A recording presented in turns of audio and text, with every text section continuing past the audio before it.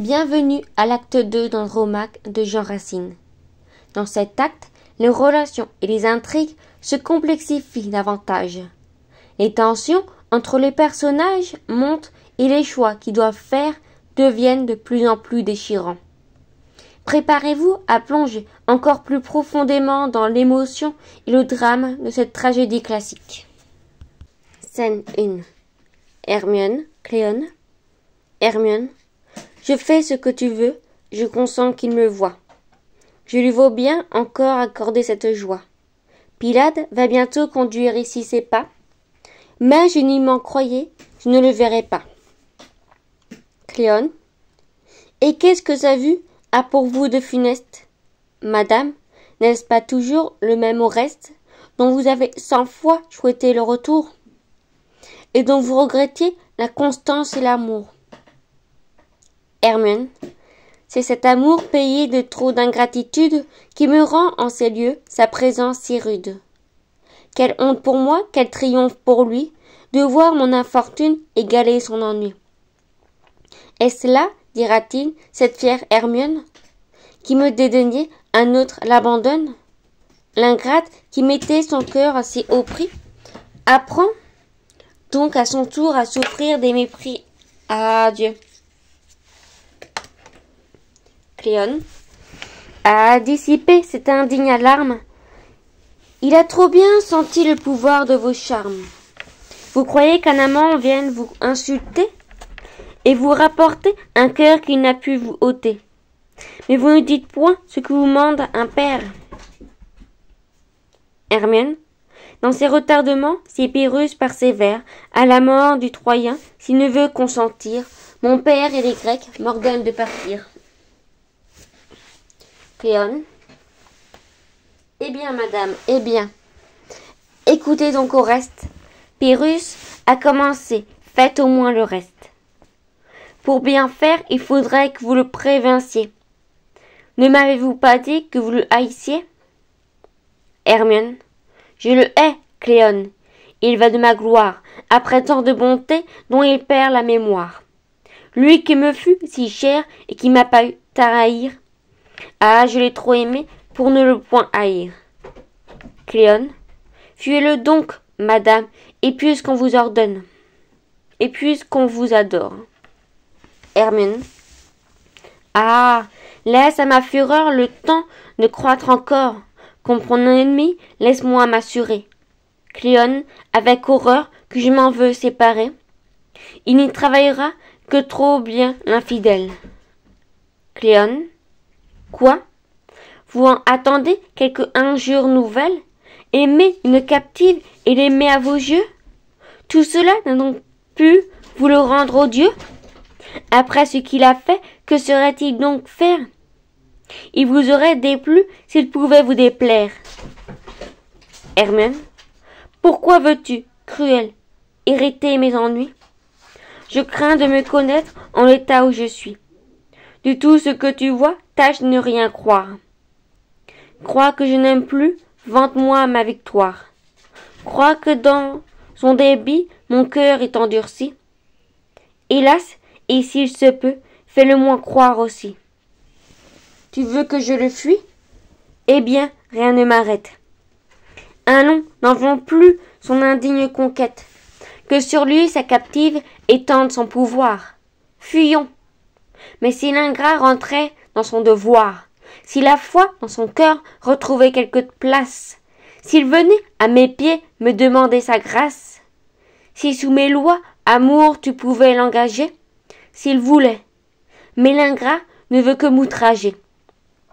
Demeurons toutefois, pour troubler la fortune, prenons quelque plaisir à leur être importune, ou, le forçant de rompre un nœud si solennel, aux yeux de tous les Grecs rendant le criminel. J'ai déjà sur le fils attiré leur colère, je veux qu'on vienne encore lui demander la mère. Rendons-lui les tourments qu'elle m'a fait souffrir. Cléon, vous pensez que des yeux toujours ouverts aux larmes se plaisent à tomber le pouvoir de vos charmes, et qu'un cœur accablé de tant de déplaisir de son persécuteur ait brigué les soupirs? Voyez si sa douleur en paraît soulagée. Pourquoi donc les chagrins où son âme est plongée? Contre un amant qui plaît, pourquoi tant de fierté? Hermione. Hélas, pour mon malheur, je l'ai trop écouté. Je n'ai point du silence affecté le mystère. Je croyais sans péril pouvoir être sincère, et sans amer mes yeux d'un moment de rigueur. Je n'ai pour lui parlé, consulté que mon cœur. Et qui ne serait, comme moi déclaré, sur la foi d'un amour si saintement juré. Me voyait-il de l'œil qu'il me voit aujourd'hui? Tu t'en souviens encore, tout conspirait pour lui, ma famille vengée et les Grecs dans la joie. Nos vaisseaux, tout chargés des dépouilles de Troie, les exploits de son père effacés par les siens, ces feux que je croyais plus ardents que les miens. Mon cœur, toi-même, enfin de sa gloire, ébloui avant qu'il me trahît, vous m'avez tous trahi.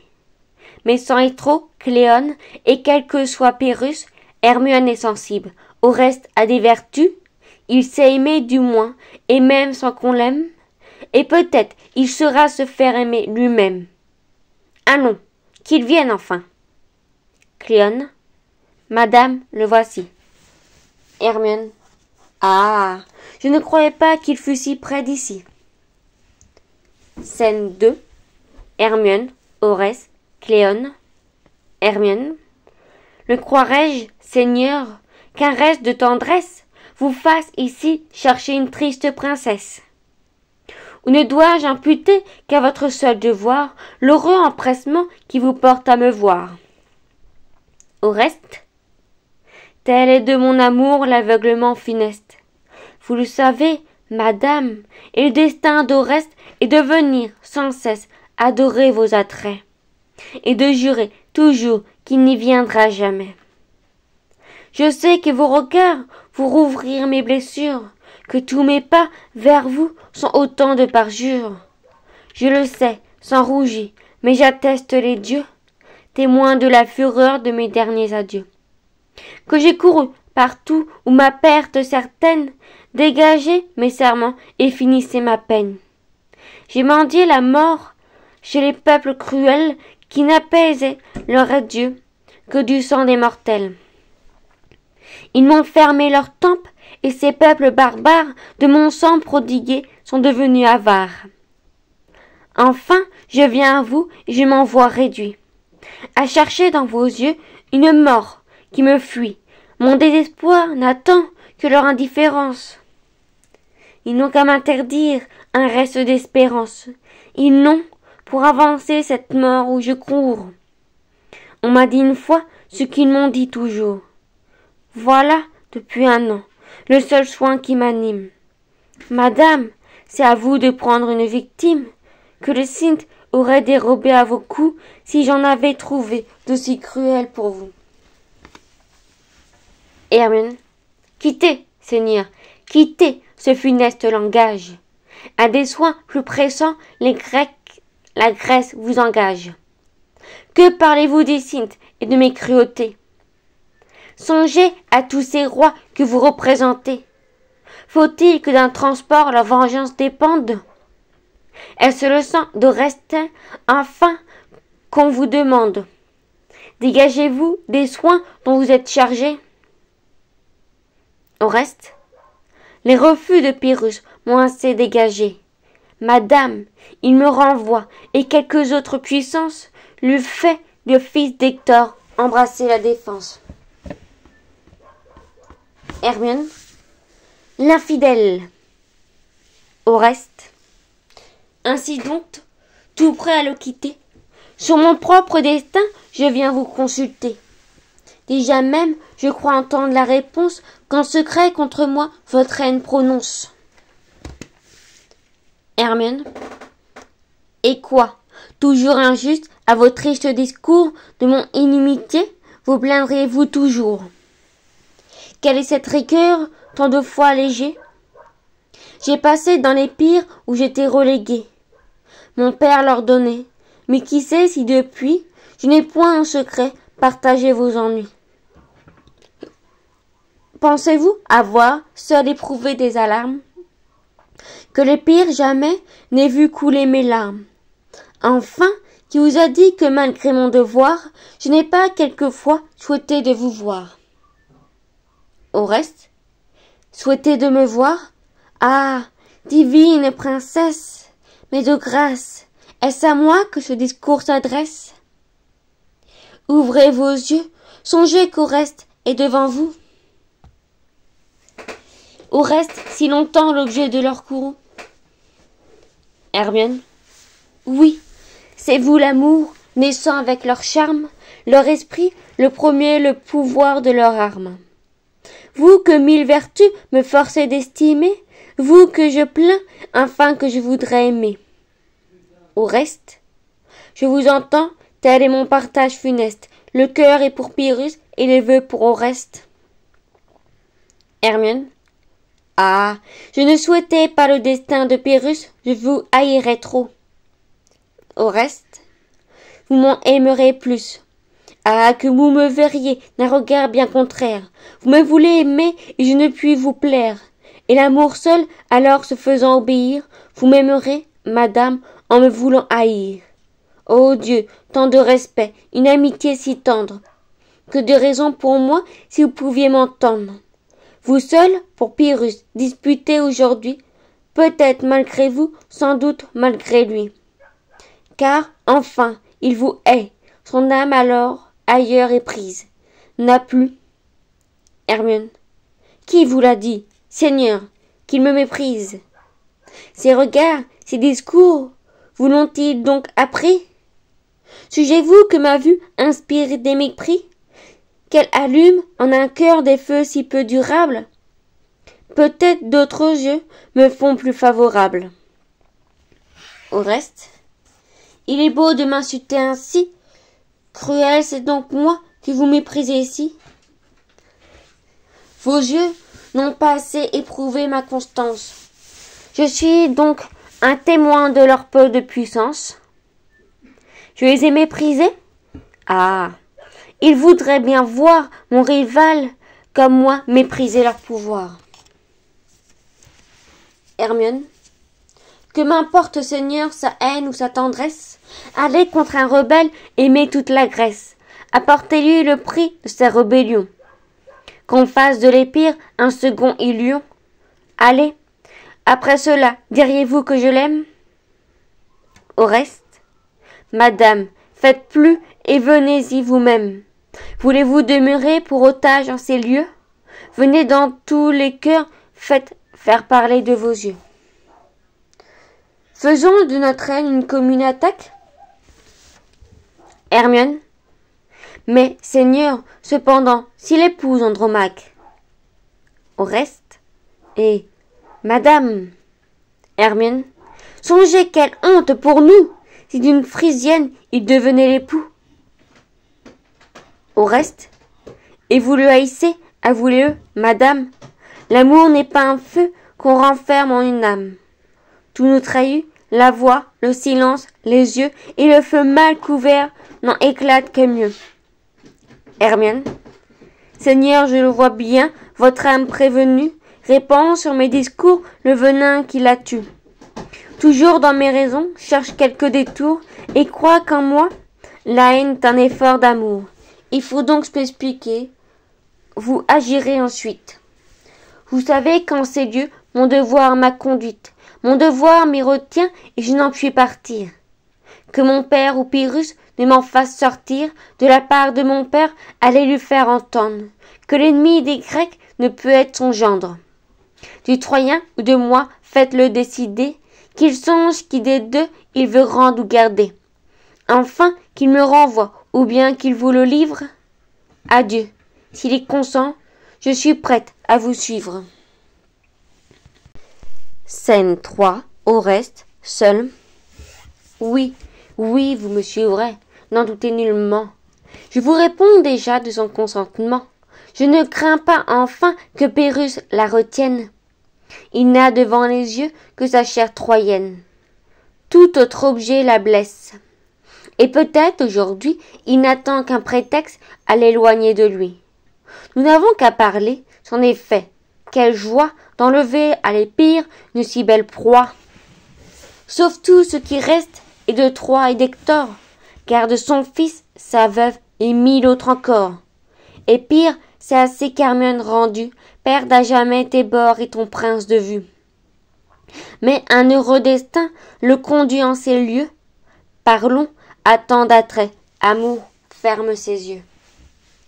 Scène 4. Pyrrhus, Oreste, Phoenix.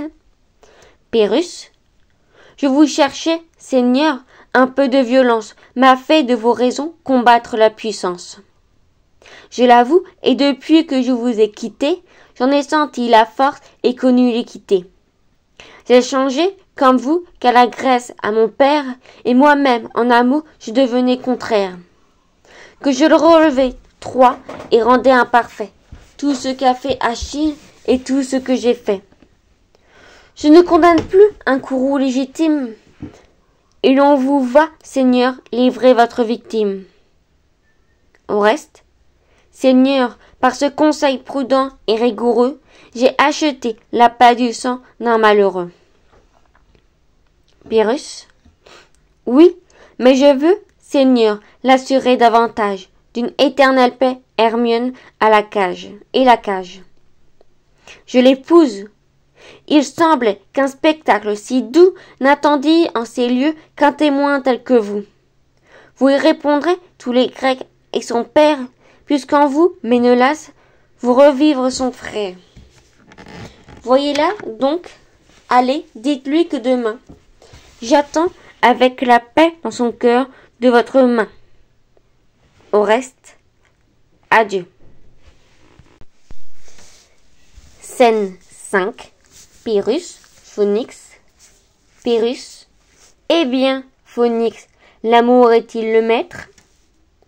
Tes yeux refusent-ils encore de me connaître? Phoenix. Ah, je vous reconnais à ce juste gourou, ainsi qu'à tous les Grecs, Seigneur vous rend à vous. Je n'ai plus les jouets d'une flamme servile. C'est Pyrrhus que le fils, le rival d'Achille, que la gloire à la fin ramène sous ses lois, qui triomphe le Troie une seconde fois. Pyrrhus. Dis plutôt qu'aujourd'hui commence ma victoire. D'aujourd'hui seulement je jouis de ma gloire. À mon cœur aussi fier que tu l'as vu soumis. Crois avoir en l'amour vaincu 1000 ennemis. Considère, Phoenix, les troubles que j'évite. Quelle foule de mots l'amour traîne à sa suite. Que d'amis, de devoirs, j'allais sacrifier. Quel péril. Un regard me tout fait oublier. Tous les Grecs conjurés fondés sur une rebelle. Je trouvais du plaisir à me perdre pour elle. Phoenix.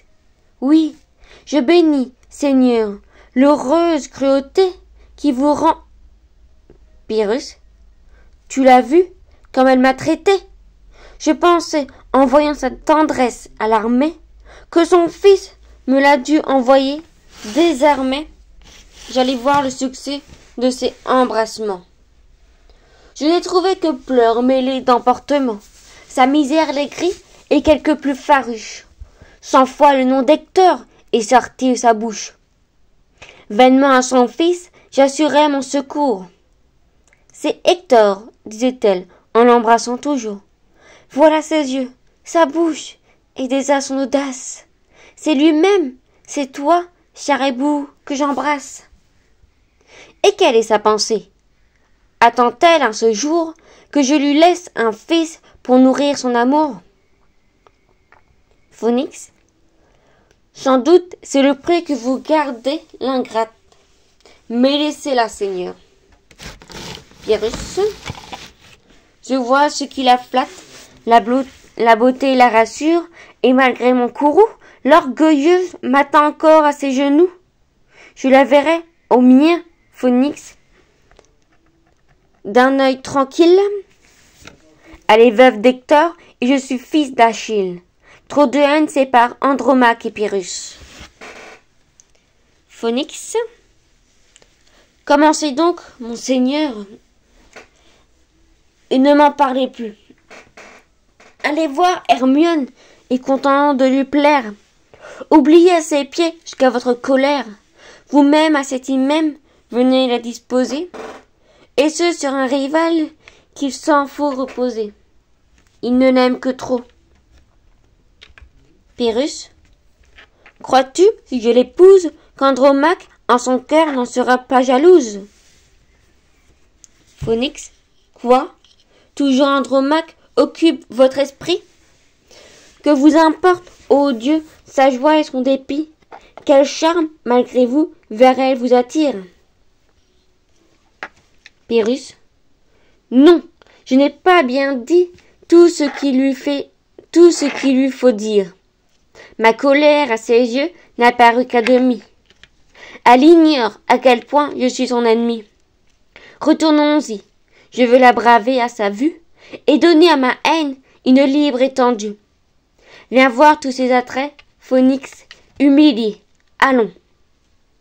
Phoenix, allez, Seigneur, vous jetez à ses pieds. Allez, en lui jurant que votre âme l'adore. À de nouveaux mépris, l'encouragez encore. Pyrrhus, je le vois bien, tu crois que prêt à l'excuser, mon cœur court après elle et cherche à s'apaiser. Phoenix, vous aimez, c'est assez.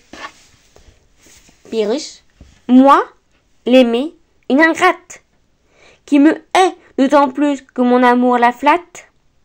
Sans parents, sans amis, sans espoir que sur moi, je puis perdre son fils, peut-être je le dois. Étrangère, que dis-je, esclave dans les pires? Je lui donne son fils, mon âme, mon empire, que je ne puis gagner dans son perfide cœur, d'autre sang que celui de son persécuteur. Non, non, je l'ai juré, ma vengeance est certaine. Il faut bien une fois justifier sa haine. J'abandonne son fils, que de pleurs vous coulez. De quel nom sa douleur me va-t-elle appeler? Quel spectacle pour elle aujourd'hui se dispose? Il en mourra, Phoenix, et j'en serai la cause. C'est lui mettre moi-même un poignard dans le sein. Phoenix, et pourquoi donc en faire éclater le dessein? Que vous consultez, vous tantôt, votre faiblesse. Pyrrhus, je t'entends, mais excuse un reste de tendresse. Crains-tu, par ma colère, un si faible combat? Dans l'amour qui s'éteint, c'est le dernier éclat. Allons, à tes conseils, Phoenix, je m'abandonne. Faut-il livrer son fils? Faut-il voir Hermione? Phoenix, oui, voyez-la, Seigneur, et par des vœux soumis, protestez-lui. Pyrrhus, faisons tout ce que j'ai promis. Ainsi se termine l'acte 2 d'Andromaque de Jean Racine. Les intrigues se complexifient et les tensions montent, laissant présager des développements encore plus captivants dans les actes à venir. Si vous avez apprécié cette vidéo, n'oubliez pas de liker, de partager et de vous abonner en activant la petite cloche pour ne rien manquer. Restez avec nous pour la suite de cette tragédie envoûtante.